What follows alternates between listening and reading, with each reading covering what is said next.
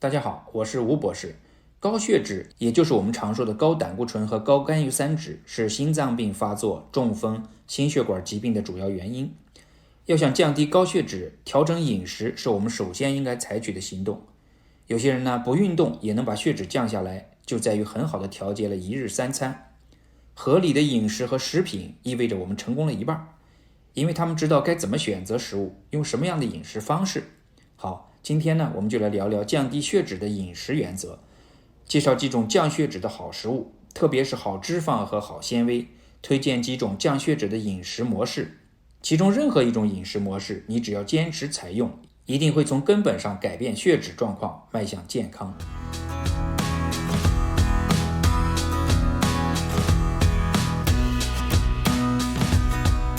首先是我们需要警惕的食物，也就是我们要小心加以限制的食物。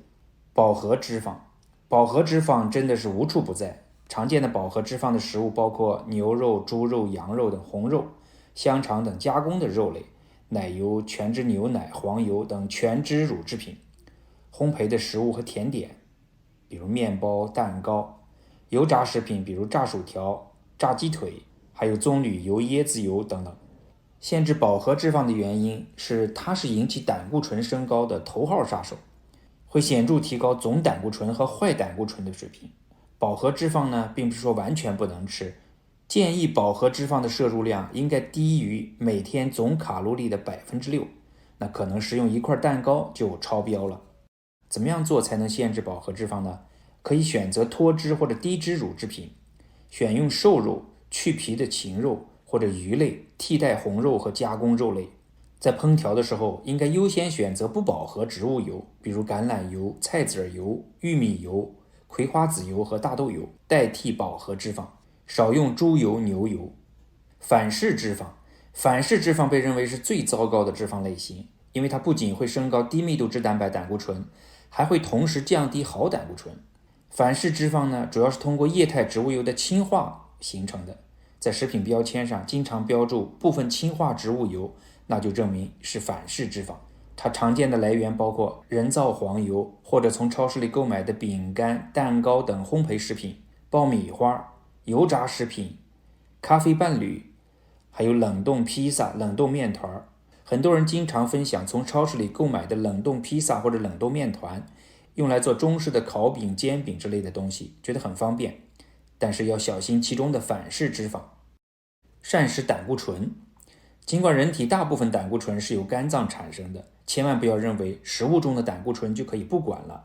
同样要控制，而且有一部分人还需要严格控制。每天膳食胆固醇的摄入量应该不高于200毫克，所以呢，动物内脏、蛋黄、虾、全脂乳制品要少量食用。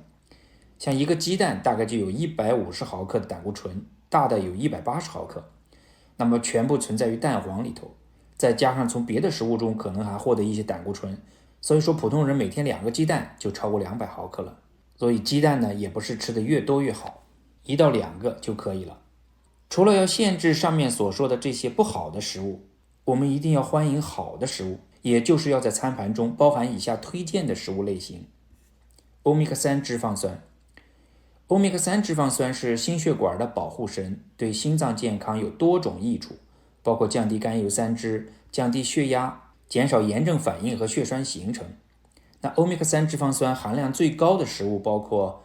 鲑鱼、青鱼、飞鱼等含有脂肪的鱼类，这是最好的来源。其次呢，在素食中首先推荐核桃。核桃呢含有大量的植物性欧米伽3脂肪酸，可以在体内转化成 DHA 和 EPA。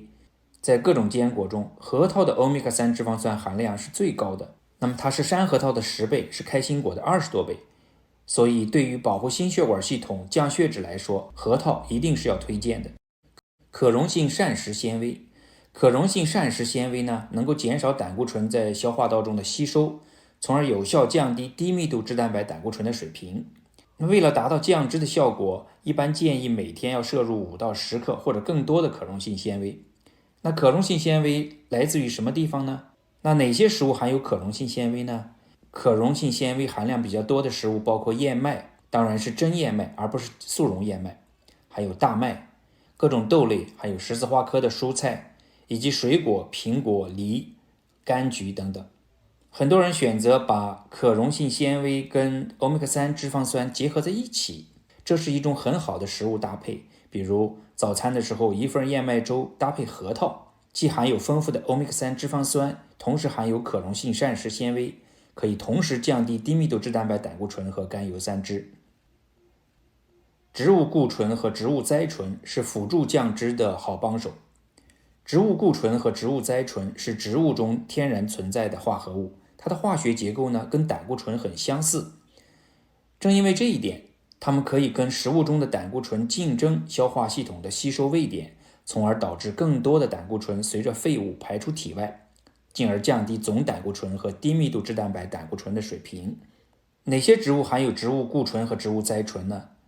富含植物固醇和植物甾醇的食物有4大类。第一类呢是植物油，比如玉米油、大豆油、花生油、芝麻油、菜籽油、橄榄油、葵花籽油、棉籽油等等。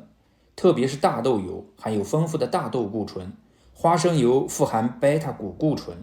而米糠油和橄榄油则含有一些植物甾醇。所以在烹调的时候呢，多选择植物油。第二类呢是坚果和种子，比如杏仁、核桃、开心果、腰果、花生、黑芝麻、葵花籽、松子、奇亚籽、亚麻籽，都含有丰富的植物固醇和植物甾醇。第三是豆类和豆制品，以黄豆为主的各种豆类是植物固醇和植物甾醇的重要来源，特别是大豆固醇。那么豆类加工的豆腐、豆干和豆浆也含有这些成分，所以食用豆类不仅能获得植物蛋白，也能获得丰富的植物固醇和植物甾醇。第四类呢，就是全谷物和粗粮，比如燕麦、大麦、糙米、全麦面包、藜麦等等。这些全谷物和粗粮不仅能够提供膳食纤维，也含有一定量的植物固醇。有研究显示呢，如果每天摄入2克植物固醇或者植物甾醇，能够使低密度脂蛋白胆固醇降低10%。需要注意的是，它并不是摄入的越多越好，如果摄入超过3克，通常呢不会带来额外的好处。植物蛋白是健康蛋白的来源。那么豆类呢，比如说大豆、毛豆、豆腐、扁豆、鹰嘴豆、豌豆，不仅是优质蛋白质的来源，也富含膳食纤维。研究表明呢，豆类的摄入量比较高，那么心血管疾病的风险就比较低。因此呢，多食用豆类能够预防心血管疾病。坚果同样跟心血管疾病有关系，坚果的摄入量增加，心血管疾病、冠心病和中风的死亡率跟发病率就会降低。当然了，坚果呢虽然很好，但是它热量和脂肪含量比较高，因此呢只能少量摄入。值得注意的是，市面上很多的植物性肉类，那么可能含有添加的糖、饱和脂肪、色素、稳定剂、防腐剂，需要谨慎选择。鱼类和海鲜，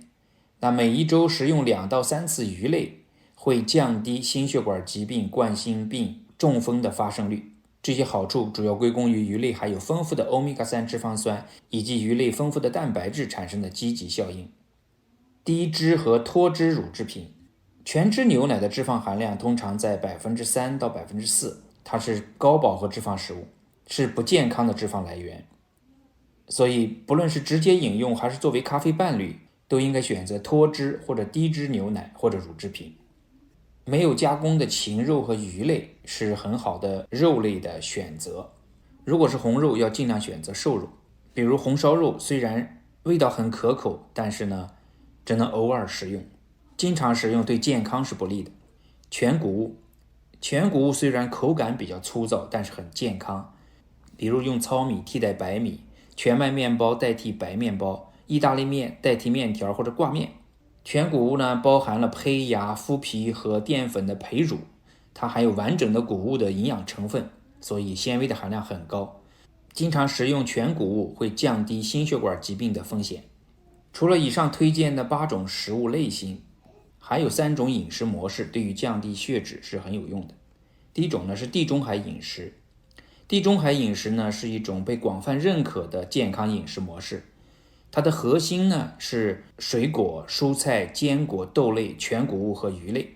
那么在这种饮食模式中，橄榄油是主要的脂肪来源，家禽和乳制品的摄入量适中，而红肉和甜点摄入量则非常有限。第二种是淡式饮食，也就是降低高血压的饮食方式。